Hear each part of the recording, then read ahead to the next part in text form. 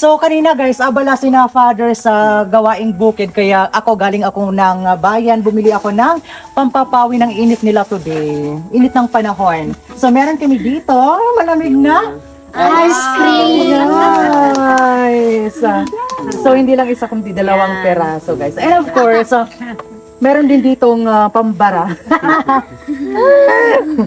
Pambara. Which is yung paborito ng mga bagets. Yung Yum Burger guys here. Tchana! Ayan. Happy? Happy.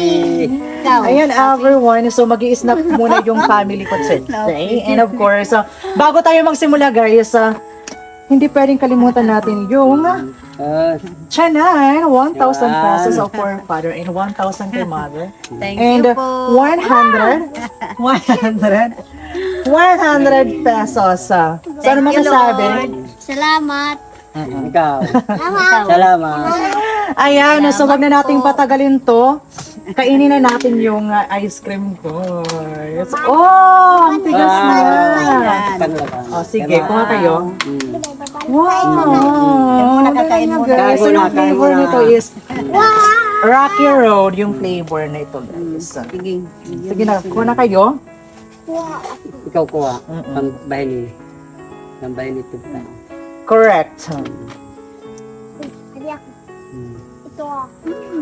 Sige lang. Bahay ni. Ang tigas naman ito. Yes. Pausin na pausin. Ate Nana. Snack tayo. Snack tayo everyone. Snack, snack.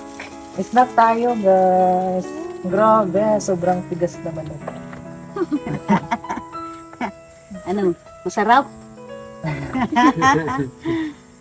Snack tayo guys. Kumusta kayong lahat dyan? Oh, ikaw, gusto mo? Ayaw? Sana Yung all burger ko. ayaw.